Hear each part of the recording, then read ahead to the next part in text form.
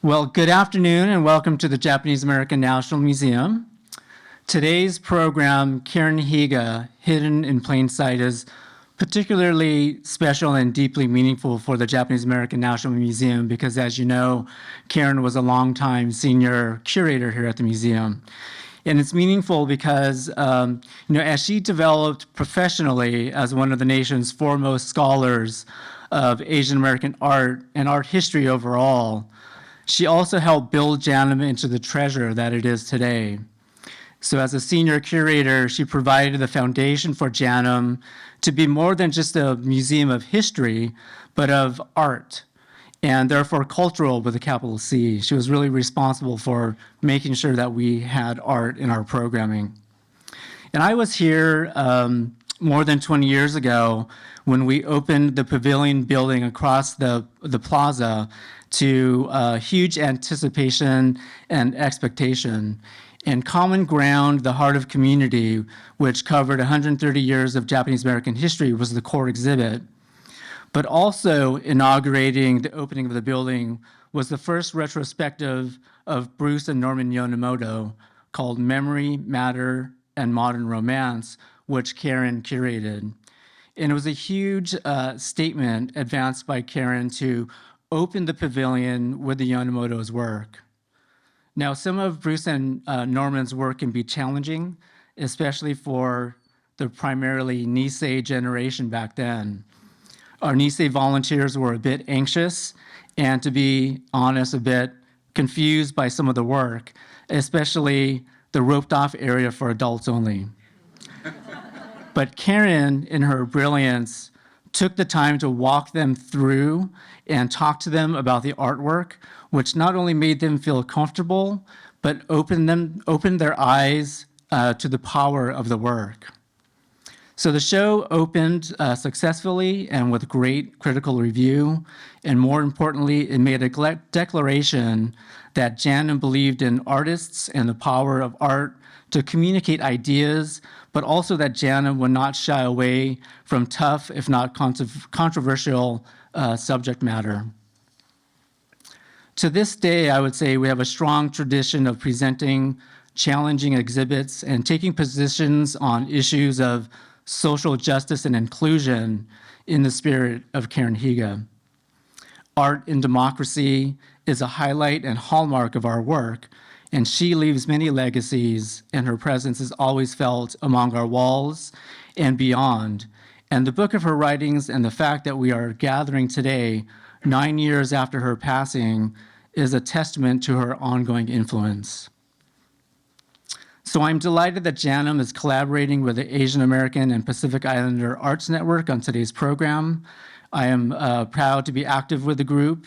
So it's my pleasure to bring Chris Kuramitsu to the podium. But before I do, I want to mention that I first met Chris more than 20 years ago through Karin, when Chris was brought on to lead tours through the Bruce and Norman Yonemoto exhibit. So it's kind of circuitous for me and a flashback to be introducing Chris today. And by the way, Chris currently has a show that she curated at Oxy Arts titled Voice a Wild Dream, Moments in Asian American Art and Activism 1968 to 2022. So make sure you see this show before it closes on November 18th. Please welcome Chris Kuramitsu.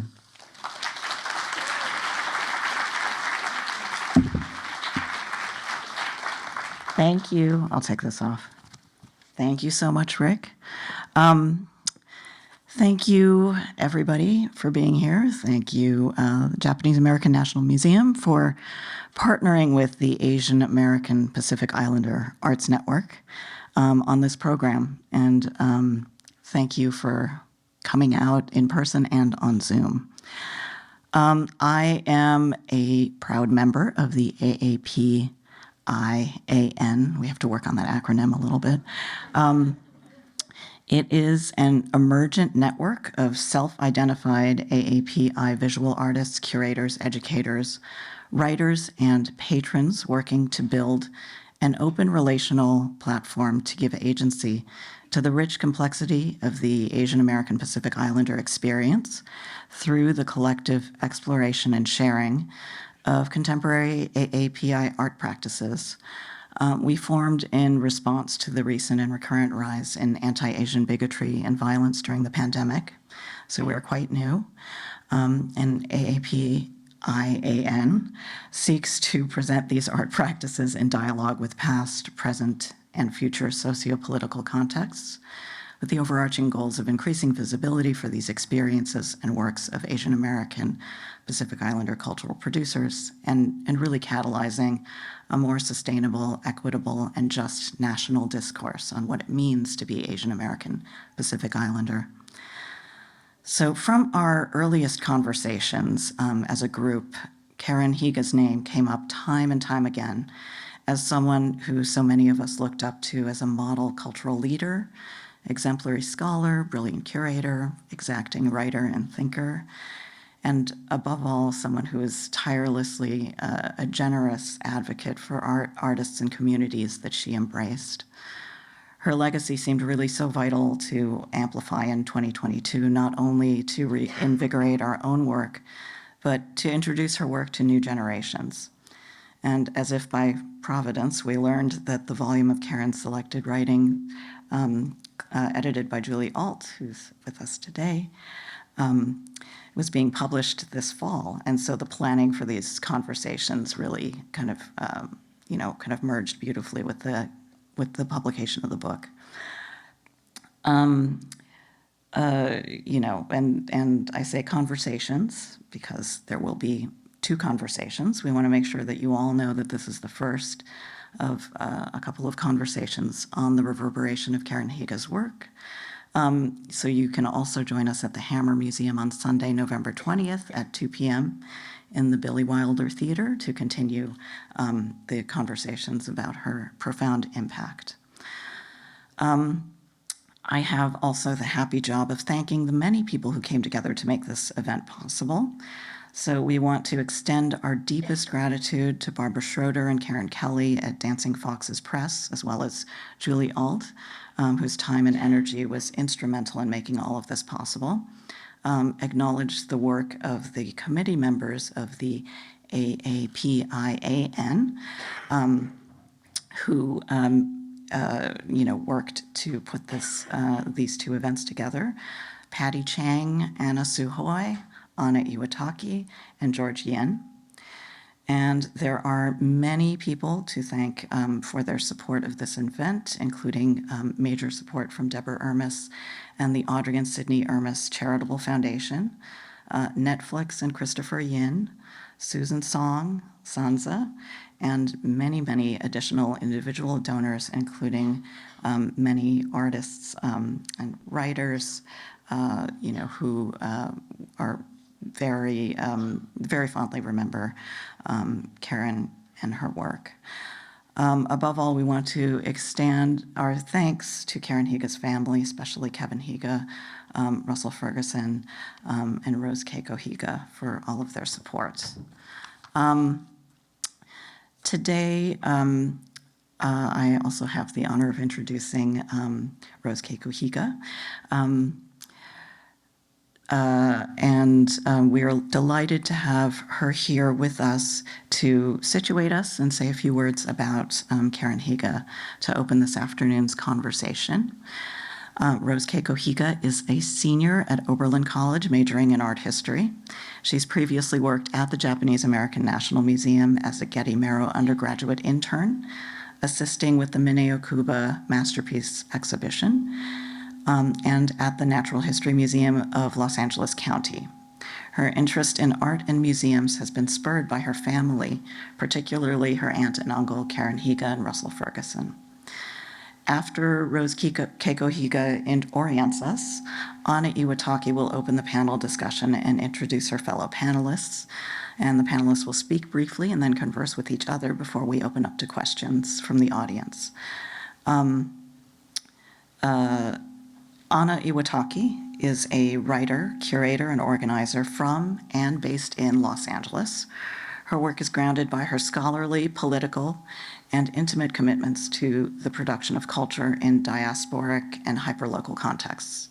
She is the co-editor of X Topics, a forthcoming imprint of X Artists' books, and a doctoral student in comparative literature and culture at the University of Southern California. As a community organizer, she's embedded in a history of art and activism in Little Tokyo, Los Angeles. Current curatorial projects include a 2023 solo exhibition of the artist Yoshi Sakai at the Vincent Price Art Museum, and a collaborative project with Alexandra Grant, Marion Vasseur-Ralui, and Helene Sissou, for which she received the 2021 Étant Donné Curatorial Research Fellowship. And now, please welcome Rose Keiko Higa.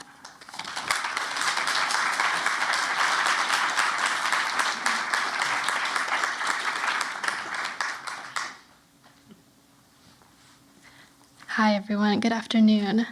Thank you so much for coming today to celebrate Karin Higa, her work, her impact, and the publication of this really beautiful book, Hidden in Plain Sight, Selected Writings of Karin Higa, edited by Julie Alt, who is with us today. It is a real honor to introduce this event, and I'd like to thank Anna Iwataki and the JANM family for bringing me here today.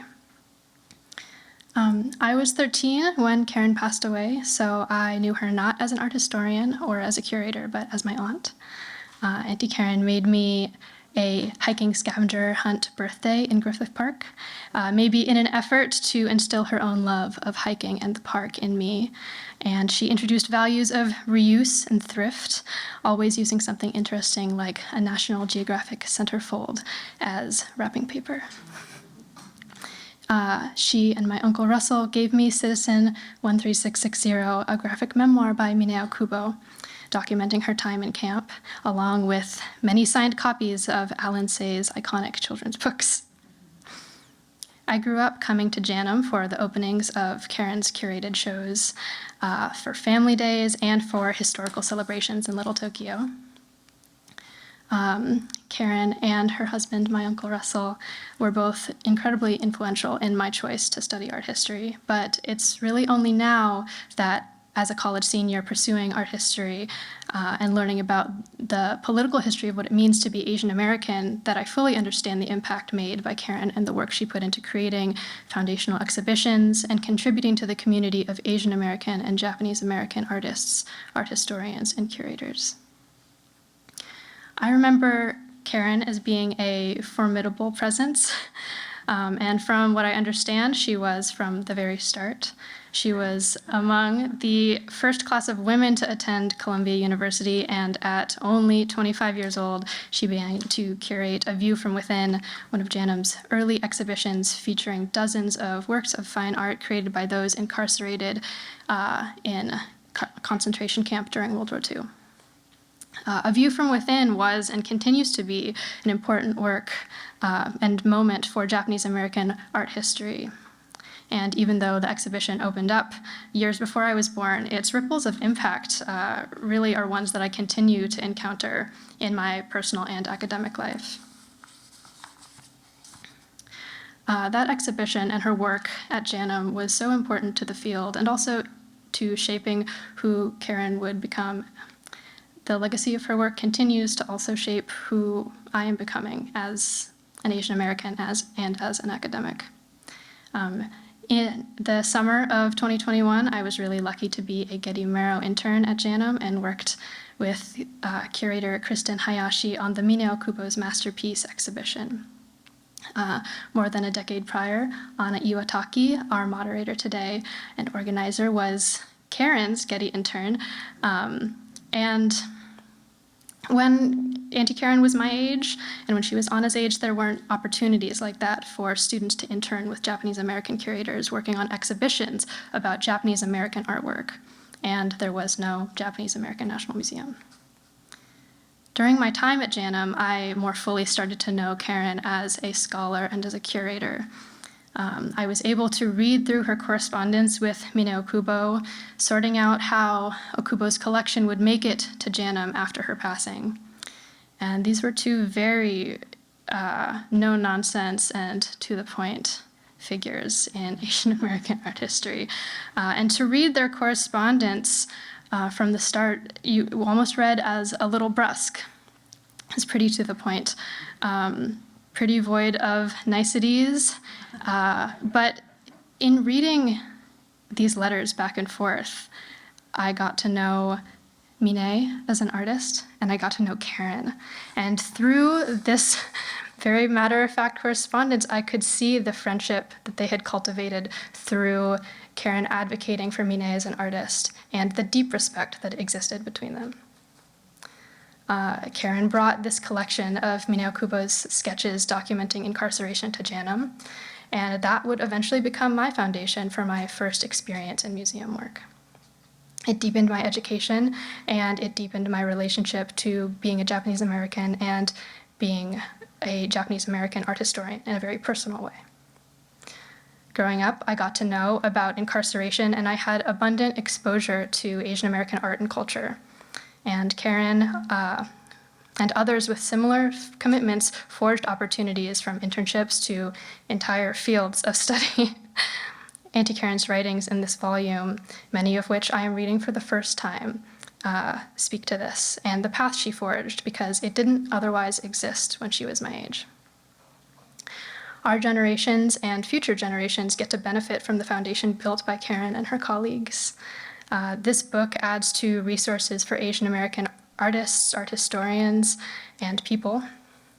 For the people who didn't have the opportunity to meet her, for the people who never got to see her exhibitions, and for me, this book offers a way of knowing Karen and her work. There is so much that I don't know about Karen's history, and that I don't know, that I still won't maybe know, but from when she was younger, as a professional, and as a friend. So I am incredibly excited and honored to be here with our panelists today. Thank you so much for being here, and I am so excited to hear about who she was. Thank you.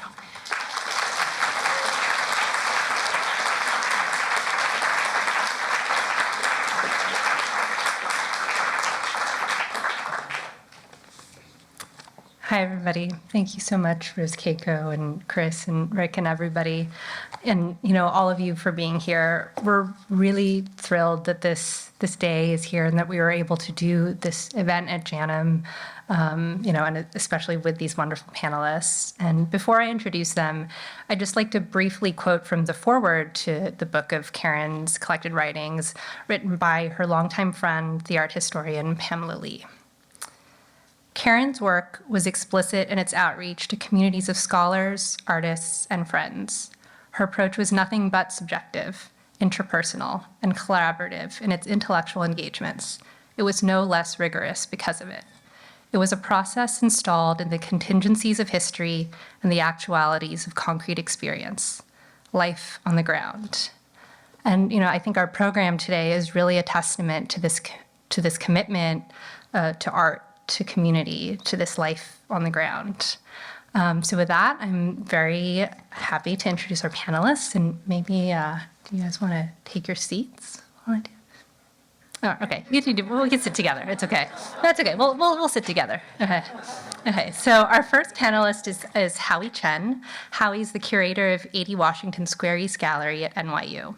A founding director of Chen's, a townhouse gallery in Brooklyn, he has held curatorial roles at the Whitney Museum of American Art and MoMA PS1.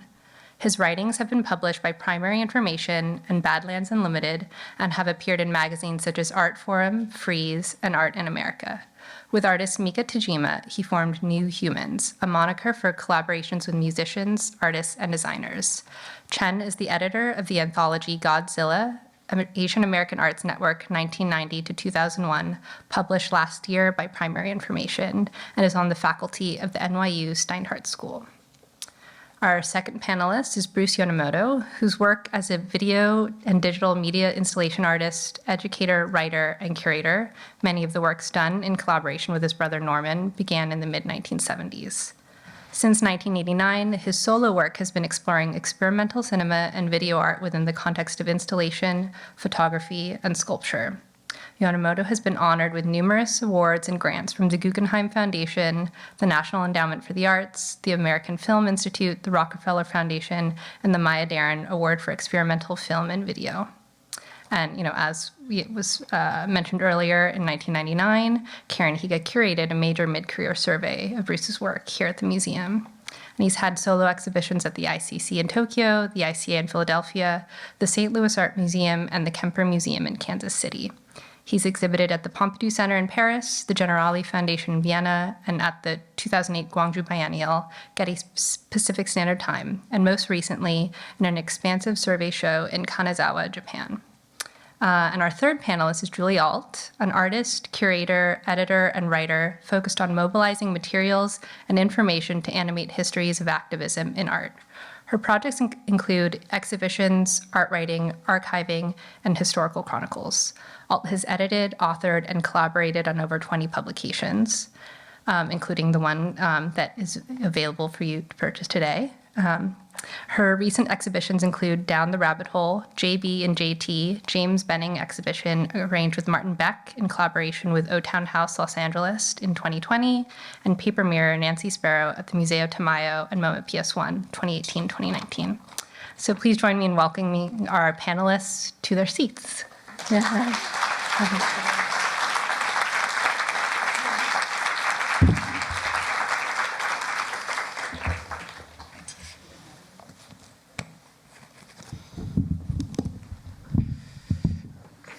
Hi, everyone. Hi. Thank you for the introduction. It's so great to just actually have a runway to hear about just to warm up and just to feel the room. So thank you for the introduction. I'm grateful for the AAPI-AN for organizing this event, in particular Anna Iwataki, Anna Suhoi, Chris Kuramitsu, Patty Chang, among others. Also for JANM for hosting this panel to discuss the important work and legacy of Karin Higa. And as we know from the remarks that this museum has been such a meaningful place for Karin's work and community. Also, before we start, I want to acknowledge that this museum and today's panel resides on the traditional, ancestral, and unceded territory of the Gabrielino and Tongva peoples. As my friend and Godzilla member Arlen Wong reminds, these histories are key to understanding what is America and what it means to be in this country and on this land in our histories, especially if we think of ourselves as Asian Americans. I'm honored to be here amongst the constellation of good friends, colleagues, and family drawn together by Karin's enduring charisma and love of art, nature, and life. Every encounter and moment shared with Karin have created new affinities and gravities amongst us, privately in our everyday and present in this room. And all of this reminds us of her verve and trueness we continue to experience. So on my flight, that's up already. On my flight from New York City, I spent time with two books about Karin's life and work.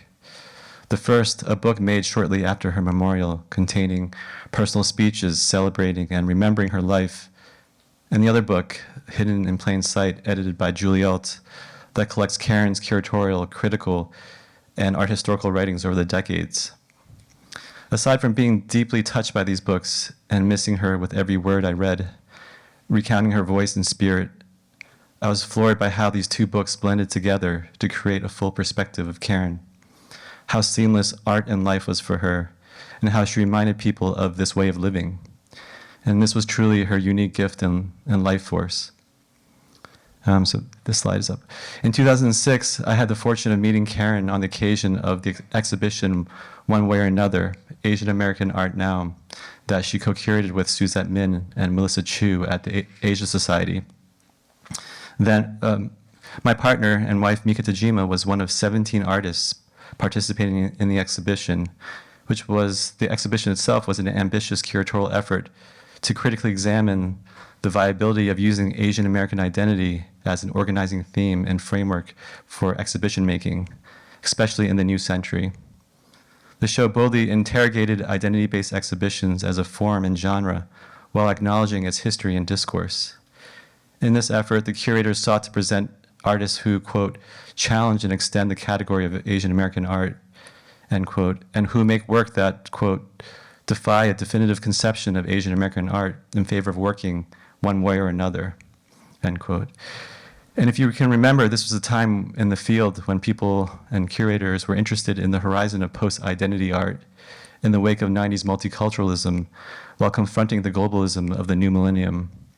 And this exhibition was conceptually a follow-up to an earlier 1994 diasporic exhibition at the Asia Society called Asia America, Identities in Contemporary Asian American Art.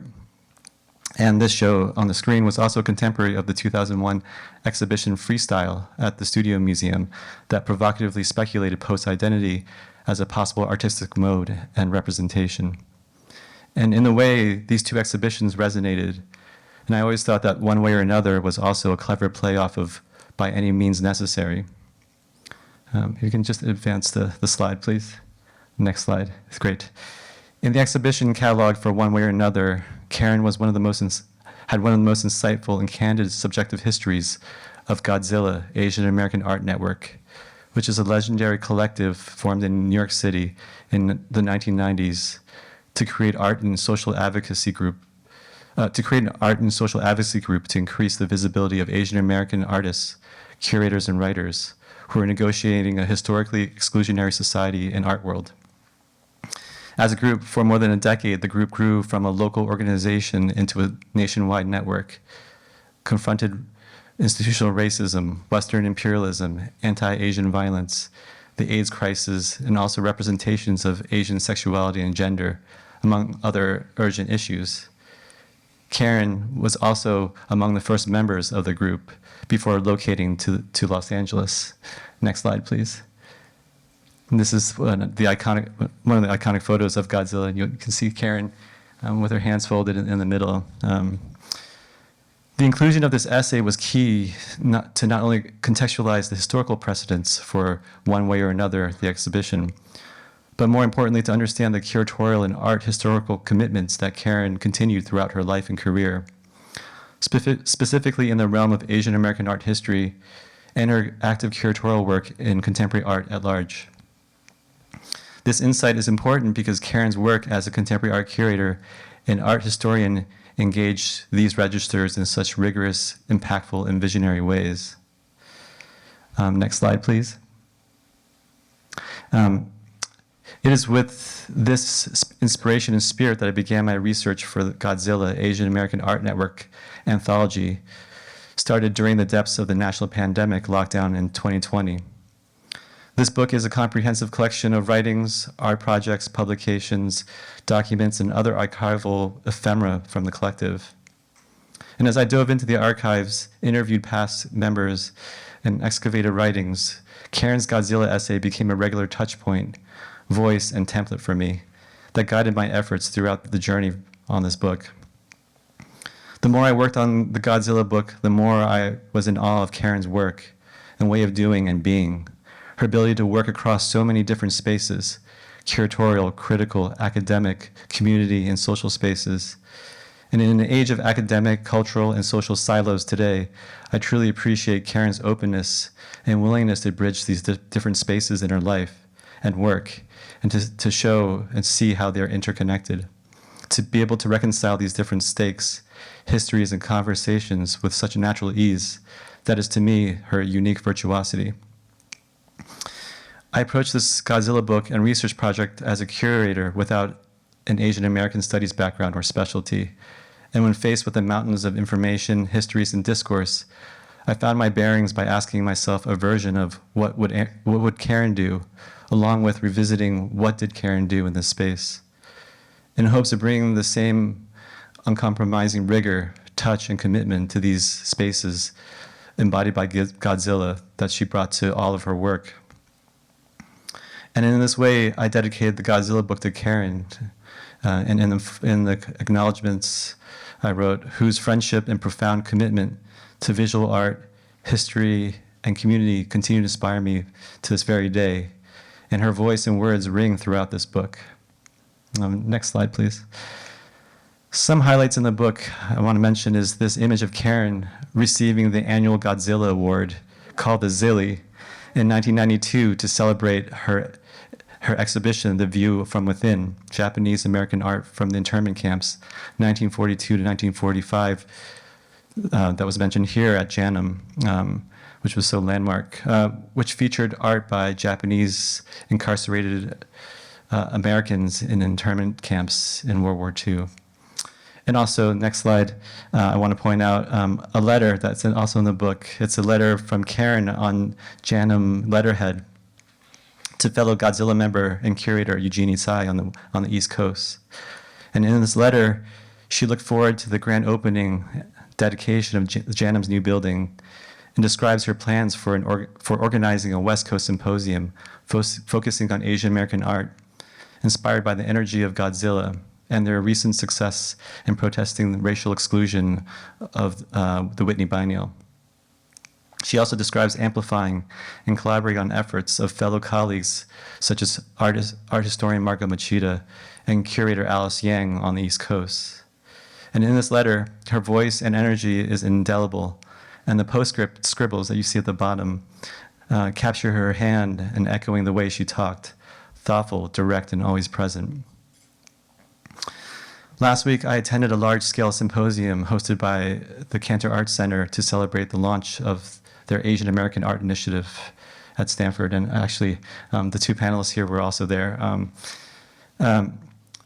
This large symposium occurred some 30 years later from the date of Karen's letter about her own symposium plans at JANM. And last week at Stanford, her name and her book and her groundbreaking academic work on Asian American art history continues to reverberate through different panels and contexts, and is a true testament to her work and influence in the field. And in preparation as a presenter for that symposium, and for me, and later also navigating the different panels and specialties, I often find myself thinking of Karen and how her presence continues to connect and bridge all these spaces. Also, personally, I just want to say how much me and my partner and wife Mika cherish our friendship with Karen and Russell over the years, and it is literally life-changing to know them, and an inspiration in so many ways, and I'm just so grateful. And to close, I'm reminded of a time in 2008 when Karen and us visited a North Shore beach in Hawaii for a short hike after the opening of One Way or Another in Honolulu. A photo of that trip is actually hiding in plain sight, and I don't have it here. It was one of those rare trips where an exhibition is set in paradise, and there's also a time to spend together afterwards. And those in the arts know that that's not usually the case. It's usually some dank place, and you have to bounce out right after. For those who know Karen, she loves hiking, and she always knows the best spots and how to get there. And as we were walking on the beach that day, so carefree, out of nowhere, we bumped into an artist that Karen had worked with years before. And he had decamped to this island some time ago, and we bumped into him by coincidence. And after a warm exchange, he invited us all into his house. It all flowed so openly and naturally. And for me, the seamlessness of that scene, the endless possibilities for encounter, these are the art and life moments with Karen that continue in our minds. And we miss her so very much. Thanks.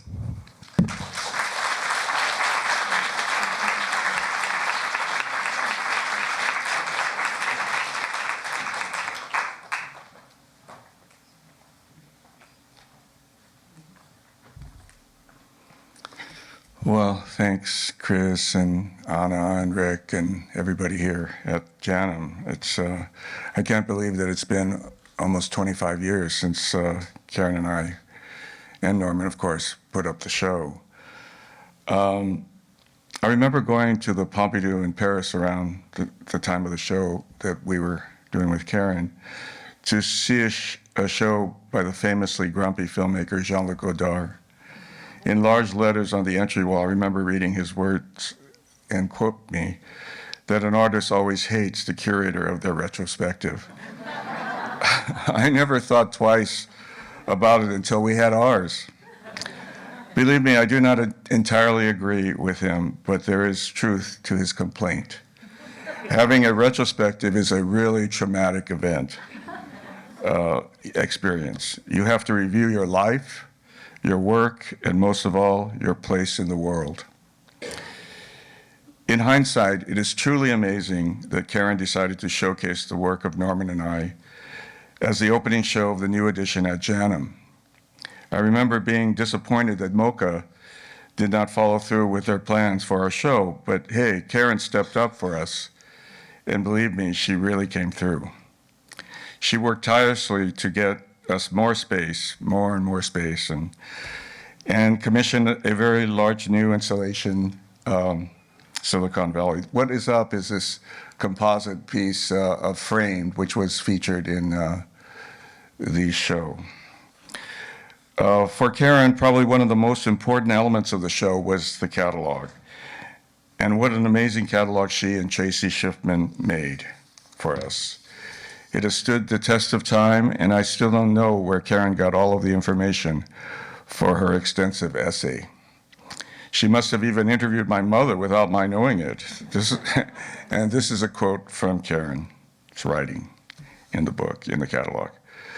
That there are multiple ways to interpret the story finds parallel in the Yonemoto's biographies. Norman was born in 1946 in Chicago. 3 years later, Bruce was born in the Northern California city of San Jose. Although it is somewhat unusual for there to be such a wide geographic difference in sibling birthplaces among Japanese Americans, it tells a common story. Bruce and Norman's family were among those who were incarcerated during the war. Their mother, Rosie, and her family were removed from their home in Sacramento and held at the Tule Lake concentration camp in Northern California, where Rosie's uncle was tragically murdered. Their father, Tack's family, had a flower business in Sunnyvale. Tack met Rosie at a dance in Sacramento while he was attending the University of California, Davis, when the war broke out. He was allowed to transfer to a college in Colorado, which was outside of the Western Defense Command Zone, and was subsequently drafted into the United States Army and stationed at Fort Knox, Kentucky, for the duration of the war. When Tack heard about the murder of Rosie's uncle, he sent a wire and flowers, very appropriate. This rekindled their pre-war courtship and culminated with Tack traveling to Tule Lake. Rosie was granted permission to leave with Tack. They were married at a train stop in Minnesota. So I'm not sure how she got that information, but anyway. Last weekend, I attended the Asian with Howie and Julie, Asian American Art Initiative at Stanford. There we were warned by Dorothy Wang not to give our gratitude too easily, especially to white people. I understand what she was trying to tell us. As Asian Americans, or as the model minority, we may too easily thank the powers that be. I have thought about this before, and what I think in the end is then who should we thank? Should we thank other Asians? Or maybe we should thank ourselves. What I think is that if you have a feeling of real gratitude and emotion, then why not give thanks to whoever it may be? And I would like to express my gratitude to Karen. Without Karen giving her all for my brother and myself, we would not have had the opportunity we have had. Thank you, Karen. I would like to end with her own very generous words about Norman and I.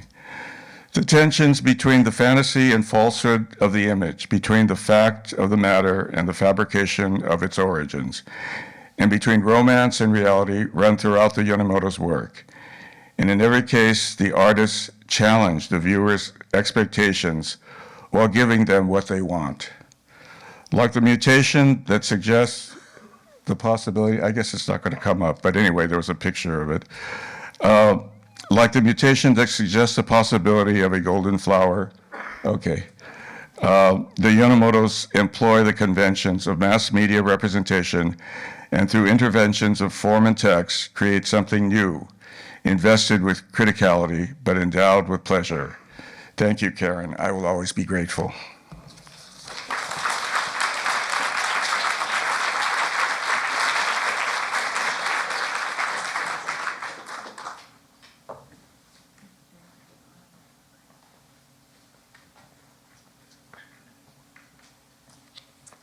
Oh, it's actually much better standing here than sitting there because I'm not blinded and I can see people.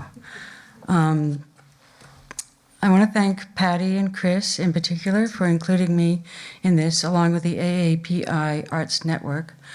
Including me in this event, as Chris pointed out, it was just happenstance that they were focusing on Karen's work and that the book was in the works and would be out. So we converged, and I'm happy to be part of this. And also that Howie's book came out just a few months ago. So that's also a great kind of convergence. And I'd like to thank JANM and all the people that have put energy into organizing this.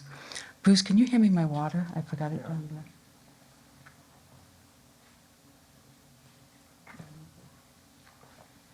It's hard to be on a panel with Bruce because he's so stylish. I thought about it when I got dressed.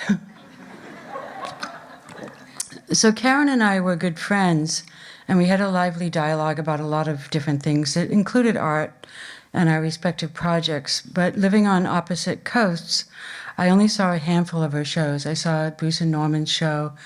I don't think I saw the first exhibition, The View Within. I saw Living Flowers. And I didn't consistently read her essays. Friendship played a role, but it wasn't the motivation for the book. I sensed a productive learning opportunity in Karen's work and wanted to see and know more.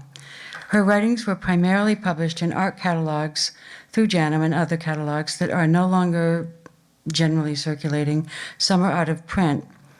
Gathering and reading and then rereading, it became clear that she created an excellent and consequent body of work. A book could help keep that alive, build fresh constituencies, and bring further scholarship. Karen's was a model practice, so in making the book and immersing in her work, I wanted to join to that practice. Not every curator and essayist's work warrants reissue or adds up to something besides an anthology, but Higa's does both. She was a terrific writer who enlivened the things that she directed her deep focus to. With historical exactitude, Karen elevated the narratives of the artists and photographers she wrote about.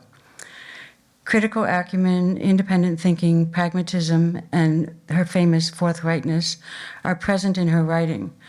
Margot Machida recently recalled Karen's fierce intelligence, questioning spirit, and intolerance for BS, which I identify with the latter. Higa's interlacing of the historical with the contemporary bridged communities, generations, and social and creative worlds, as we see here, listening to Rose Keiko and the other speakers. I particularly love in Karen's writing how she moves in and out of personal and collective narratives, from monographic depth to the productive sites of communal life and creative production, such as the work that she was doing about the artist associations in the community of Little Tokyo in LA between the wars. The capacity for detail and encompassing is a crucial aspect of Karen's methodological model of art historical practice. Much of Karen's work was new scholarship, starting from her first project that has already been mentioned, The View from Within at JANM. The World War II imprisonment was a crucial reference point that she returned to frequently, as the experiences and echoes of the camps haunted the work of many of the artists that captured her attention. The View from Within is the first essay. It opens this book. So the challenge was how to arrange and distill Higa's practice. Using a chronological sequence follows the path that Karen forged and shows the organic flow of her dynamic thinking and growth. The 21 selected essays are between 1992 and 2011, and for me they form a kind of a partial whole, which is the essays are linked by her commitment to Japanese and Asian American art and cultural history. That period also of Karen's writing was in step with the field of Asian American art and art history that was taking shape. Karen's unorthodox and fluid take on race and ethnic-based frameworks weaves throughout the book. She understood the contradiction at the heart of Japanese American and Asian American art and embraced the paradox and the double edge. sometimes subduing the conflict so as not to undermine her work and purpose, which included her desire to work with art and artists generally as practices. Karen's perspective on art and artists was boundless. She imposed no firm concepts of representational responsibility, message, or political purpose on art. She affirmed the right of artists to either claim or remain free of categorizations, and that's also a right that she gave to herself. Authorized history is continually challenged by the reemergence of what has been omitted. Karen's writing beautifully fills in some of the fissures created by exclusionary modes in the historical narratives of art. Her work illuminates how art gives history form, and she consistently inquired about history writing while writing history. Miwon Kwon notes, Higa is a model for how one can pursue deep cultural transformation that will take real hold for the long run. So making this book has been a means to collaborate with Karen. The expansive field of images in the book, which I think is, if Barbara Schroeder's here, she probably knows better than I do, but I think it's around 270 images, and the book is 416 pages. So there was a kind of turning point in the process where I realized one way that I could really collaborate with Karen and bring more to the table than simply presenting her work was to do justice to the cultural worlds that she dedicated herself to by mining the breadth of art, artifact, photography, and other visual evidence that her writings conjure and reference. So this was essential to me to have, sorry, I don't have images, but we do have, I don't mean this to sound cheesy, but we do have advanced books for sale if people are interested. And but it's a very, I don't think that you can see much, but it's a lot of images. It's a book that has a strong visual layer. And for me, that was essential to stress her love of art and curatorial passion combined with scholarship as all inseparable. So the way her essays combine in the book reveals intangible through lines that have to do with her character and sensibility. Her open-minded, optimistic, ethical, and thankfully unrhetorical outlook imbues the book in every way, giving it dimension beyond a collection of essays and illustrations. Karen is the vantage point that unites, in this book you'll see, the artists, photographers, events, and histories of different periods and divergent traditions, styles, and modalities. So she's it's also a portrayal of Karen, as well as being a portrayal of cultural landscapes through her vision. Just briefly, because I think my 10 minutes are up, but Pamela Lee contributed a beautifully personal and moving forward to the book. And in the spirit of Karen's conscientious approach to twining artists' personal and work histories, my introduction thoroughly encompasses her background, positionality along several histories, collective involvements such as Godzilla, work chronicle methods, and critical pivots. I also want to mention, then there's 21 essays selected of Karen's. Then there's a full bibliography of all her published and unpublished work and the back matter. I want to mention the people that the team that put this book together. Dancing Foxes Press, which is Karen Kelly and Barbara Schroeder. And I think they're here. Are you here? Hi. Okay. And also with cooperation from Kristen Lubin and Magnum Foundation in New York. We worked really closely as a team throughout, and the fantastic design of this book is by Omnivore, which is a collaborative of 3 designers. And we worked closely with particularly Alice Chung to materialize Karen's sensibility and translate the intangibles into form, not just bring the essays out with pictures. So I think that we realized it on every level, the beauty of that. And the other thing I wanted to say is that it was great to encounter during the process of gathering images so much goodwill and respect for her work, which made it, really made it satisfying on a sort of communal level too, and particularly in the JA community, but throughout, people that I contacted not so much institutions, but individuals and people, individuals who are taking care of their families' archives, for instance, were all extremely generous with their time and material for the book. Thank you.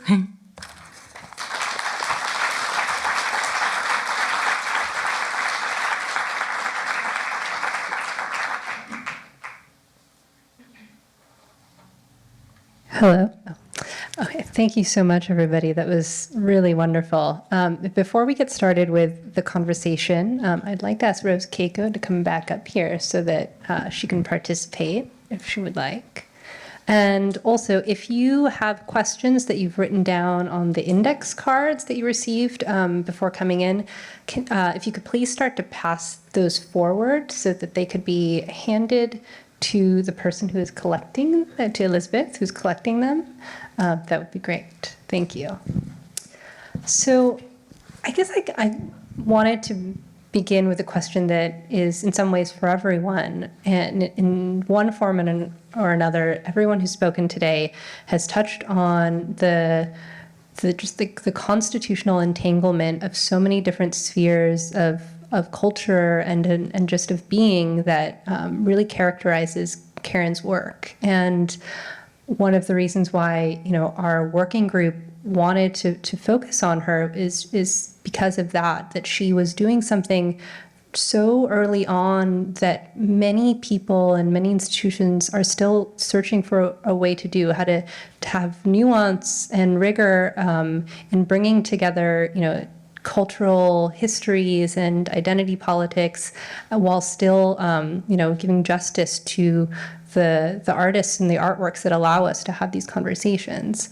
And so, maybe I, can begin by asking Hallie. You mentioned that she continues to inspire you as a curator, and maybe there's I just have a simple question, like why the Godzilla book now, and why Karin Higa now? In what ways do you continue to think about her as you navigate these things? Okay.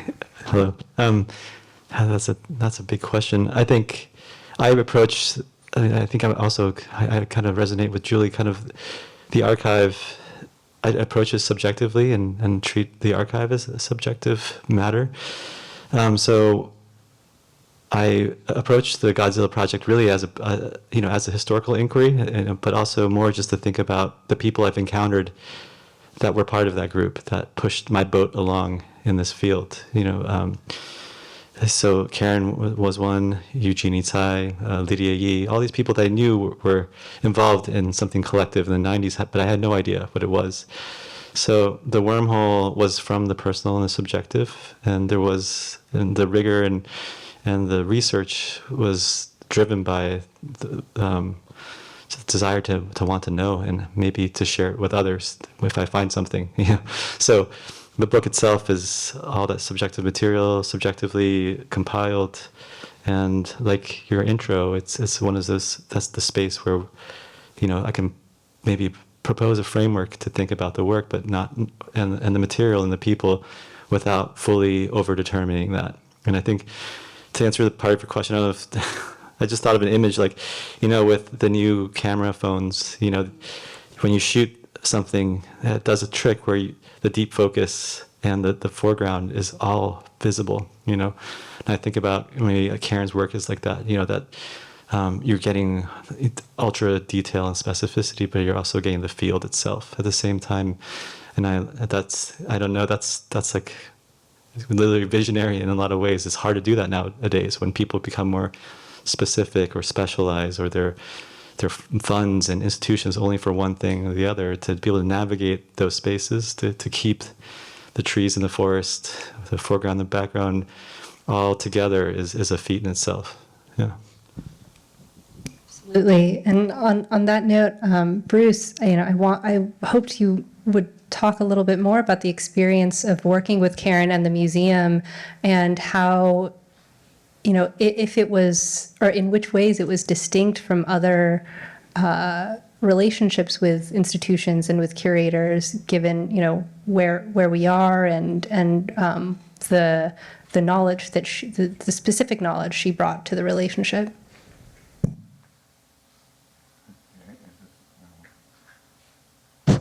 Okay. Well, yeah, it's interesting, the question, and I think that through my experience, I mean, I guess we started, in the mid-'70s working together, Norman and I, but from that time, there weren't very many Asian American artists sort of with visibility, and of course there was people like Namjoon Paik and a number of other people that, through Fluxus, Yoko Ono, whoever. But there weren't really that many artists, that were well known or had been sort of shown on the West Coast particularly. So I thought that it was really interesting. Well, also that JANM came together too, and because this is an historical site, everybody knows the building next door, of course, was built because it was competing with Buddhism was competing with Christianity basically, and so they had to have sort of these big forums, like Sunday school and things like that. So that's why they built that building over there, and also it's where many of the people, Japanese Americans, were incarcerated or began their incarceration. But it was so exciting to be able to show in that space because it had so much resonance and so much history. It was really amazing. But going back to what your question is that I would have all these conversations, particularly in Europe, where they're still behind. Let me tell you, but they're just sort of beginning to recognize, ethnicity and multicultural art and things like this. But the curators would come up to me and say, "Oh, we really want to support your work and everything, but we don't know where you're coming from." And of course, that was code for, you're Japanese American. We don't know what that is.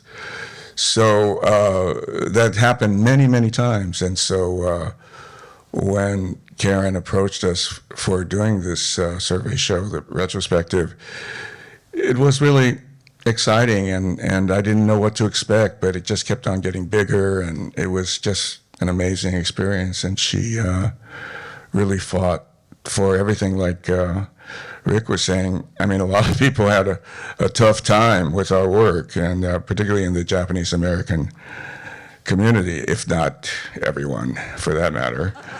But some of it's very strange, I would say, even to this day. But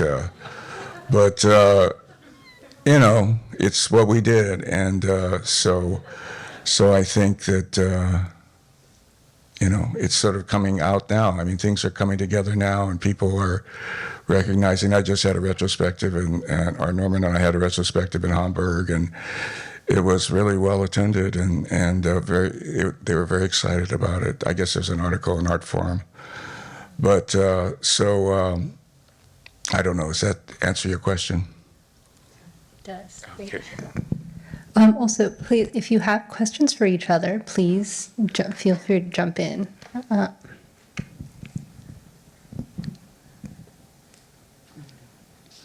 I don't have a question specifically for the panelists, although maybe Rose Keiko. But I was wondering, as you were talking, Bruce, about this idea that there was probably some institutional resistance to some aspects of the show. I'd love to hear more, which has been hard to track down, to hear more from people that worked with Karen at JANM. Like, how did she achieve all the things she did?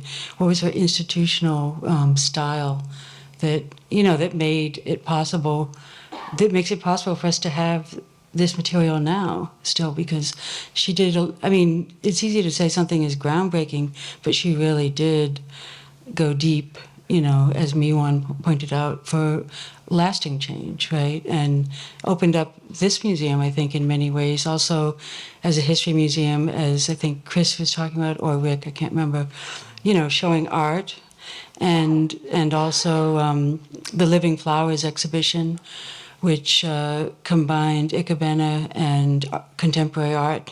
And many of the artists in that exhibition were also not Japanese American or Asian American. So yes, Karen had this way of opening things up. And I think I mean, her work is going to continue to be timely. It's not about a moment, right? But I would love to hear if you had experience, for instance, Rose, when you were here, like just learning through this correspondence. Like you said, the correspondence with Okuba was, extremely tough.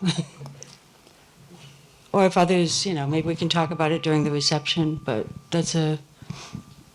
like, how did she do it? And Chris might have some comments. And Chris, you worked with Karen as well, so.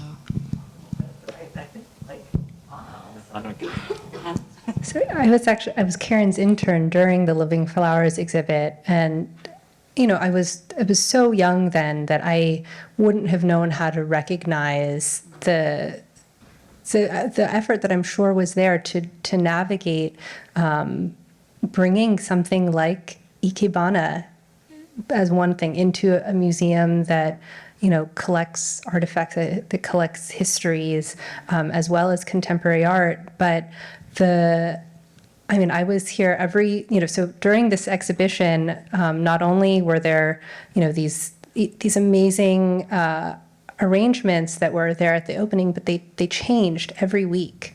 So twice a week, the 3 Ikebana schools would come into the museum with fresh flowers, and they would make new arrangements. And even managing to accomplish that in such an institution, now that I reflect on it, it's incredible. The first installation that I ever worked on was, a chain of daisies, like a huge chain of daisies here at the museum.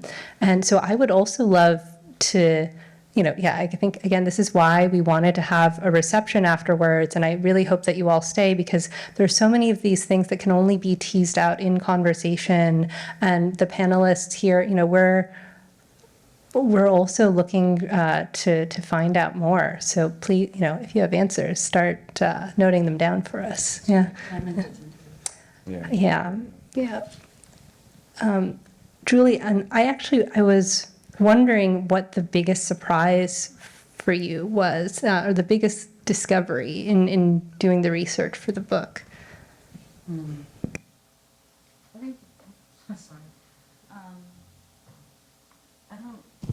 I don't think there was one thing. The entire experience and process of learning, not only more deeply understanding Karen's methods and how she worked, especially the writing and the curatorial work that I could get more research on, like Living Flowers. I think the surprise was throughout, because why didn't I know all this, And it's still a lot of the why didn't I know about all these artists? Why didn't I know all these histories? And of course, it's not that we would know everything, but I think I was really each step of the way discovering, and that's what I like to do. That's where a project begins for me, is the idea that there's something, it's going to be a dive into a learning experience, and that there's something that I really want to, usually it's also a figure or a method, way of being that I want to join to. And so it was a discovery all throughout. And I think that's one of the reasons also that when I thought about, let's really expand this book. 416 pages and 270 images is not an easy book to raise resources for. And but when I thought about expanding it, it had to do with the fact that a lot of the artists that Karen wrote about also are still underknown and underappreciated. And the way she weaves, as Howie was saying, that's one of my favorite things about Karen's work, weaving together this encompassing aspect and zooming into the details. So it was all discovery, really, and pleasure.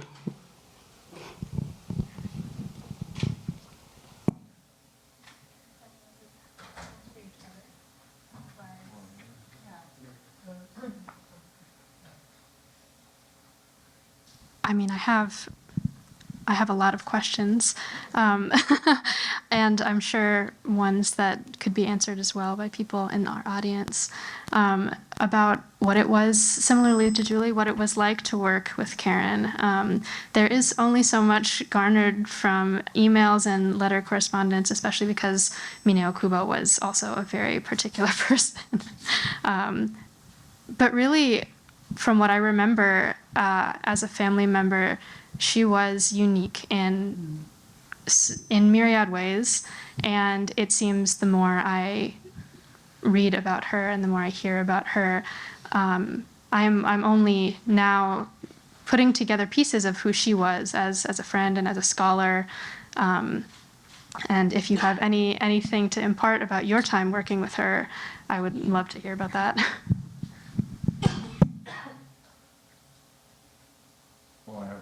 I have a lot of stories, but I'm not sure if they're appropriate, you know.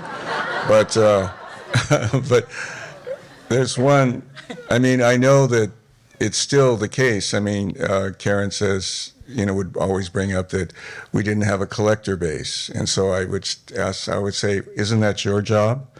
But anyway, but it's still very difficult. I think that it still has to begin. It still hasn't happened. And like the blackmail show at the Whitney or something like this, Thelma Golden, I mean, we haven't had that moment yet. And so I think that, and that's, you know, from the 80s. So, I mean, if we start now, you know, I'll be dead, definitely. But it's okay. You know, it'll be up to you guys. And I'm glad that you're here, Rose and Howie, because you're younger, and you know this institution. I mean, I wonder about it because, of course, the Iseis are all dead, and the Niseis are all dead, and I'm a Sansei, and I'm, you know, on my way out. So it's like, what's going to happen next, you know? And so is it, and also, you know, the exclusion acts, you know, anti-Asian acts, you know, were very successful. I mean, and from 1924, there hasn't been any immigration of Japanese. Of course, there was the war too, but so, you know, I mean, it could happen again. I mean, obviously, and it probably may, because there aren't any more Japanese Americans, really. So it's interesting what's going to happen. And Anna, of course, you're going to have to carry things on and, yeah, find those collectors, yeah.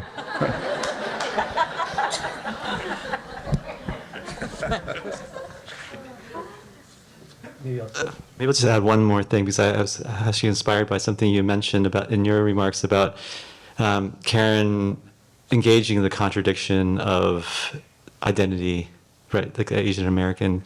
I think just looking at kind of like the arc of you know, people in Godzilla who started out from you know, awareness and consciousness, or even actual work within that space of Asian American or any kind of cultural, ethnic kind of identity, that a lot of the people that worked in that space ended up specializing in something much more general. So if you think about the spectrum of the particular and the universal, a lot of people in their profession started working in fields that are more theoretical or more diffused. And I think the mode in which I'm inspired by Karen is that she went into the space of contradiction, you know, like where people thought it was kryptonite at a certain point, you know, in terms of like, that's why I mentioned globalism and, you know, marketplace, that, you know, it made identity or thinking about multiculturalism or thinking about racecraft or the craft of racial formation seemed not worth it because it was too niche. And I think,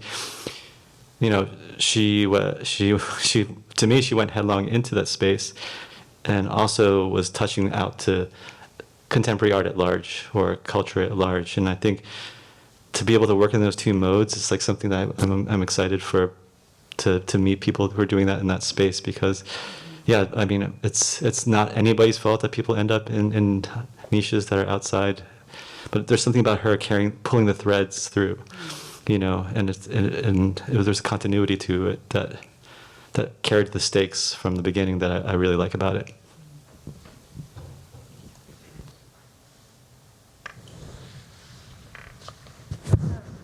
Right. So I think that can lead into some of these questions that I'm receiving from the audience. And I think it could be an opportunity for both Julie and Rose Keiko to speak. So this person says Karen's father was apparently very open and worked with artists of color. Can anyone here speak to his work and his inspirations? And you of course write about him in the book, and then I imagine Rose Keiko has things to say as well. And I think that I'll let you all talk about it, but I think he was also an early example of exactly what you're talking about, Howie.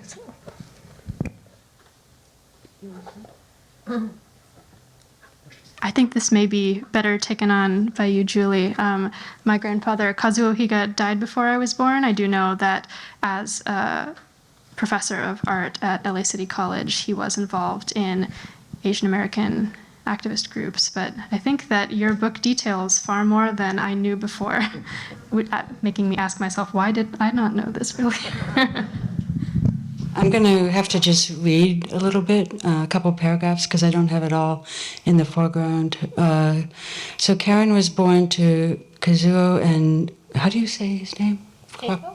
No, not your mother. No, Kazuo? Am I saying it right? Okay, Kazuo. And Eileen Keiko Shigaki Higa in Los Angeles, 1966, a year after the Hart-Keller Act was passed. Her brother Kevin was born 2 years later. The Higas raised their children in Culver City, a neighborhood west of downtown Los Angeles that, as home to MGM Studios, served as a center of television and film production. When a child, Kaz had been incarcerated with his Okinawa-born parents at Hart Mountain War Relocation Center in Wyoming, one of the 10 American concentration camps the U.S. government constructed to imprison Japanese Americans during World War II.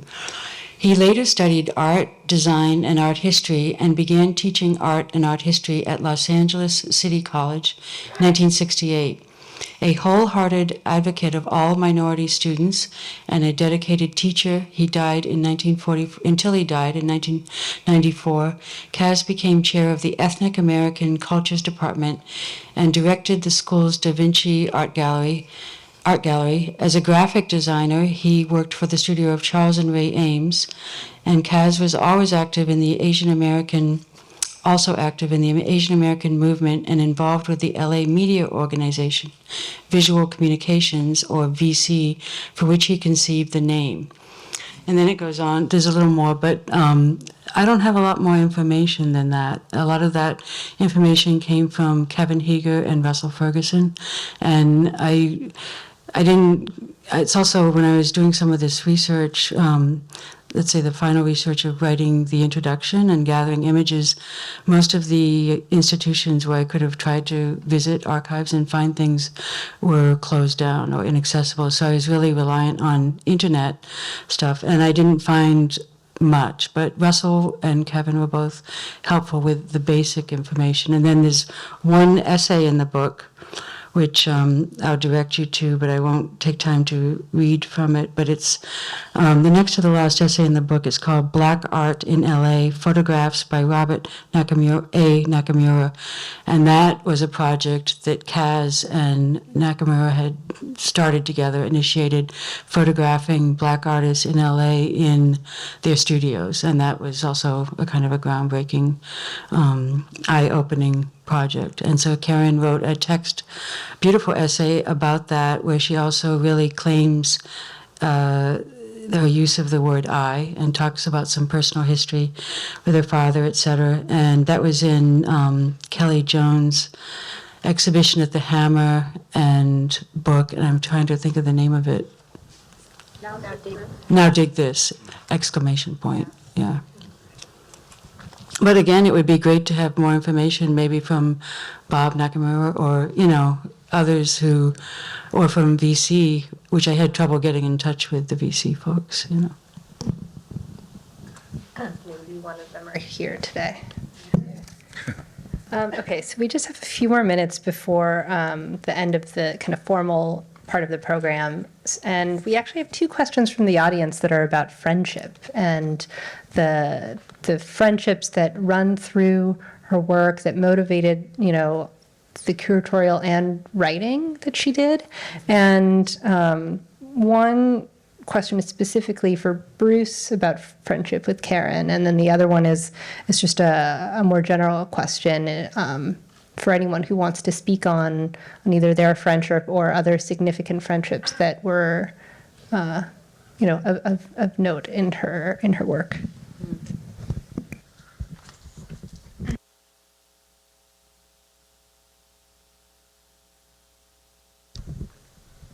Well, I can't say that I was a close friend of Karen. Of course, we worked together on many projects, but we never were really, we never really socialized that much with Karen and Russell. But of course, we were always in the same proximity. So, I think that Julie, she was more East Coast, in a way, and so I think that was one of the history, sort of history of friendships that she had were mostly. True, we did have to fly these two in. Right. So I think it's more that, it's sort of like Northern California and Southern California in a way, because I'm from Northern California, so I know those families up there. But when I came down here, and with JANM and the funders and people like that, I really didn't know those families, and so it's very sort of separate in a way, and so I think that friendship sort of begins at a earlier time, maybe, like when you're in school, or like with Julie, collaborating with Karen and things. I think that that's where the solid friendships really take place. So I can't say that I was a close friend of Karen's,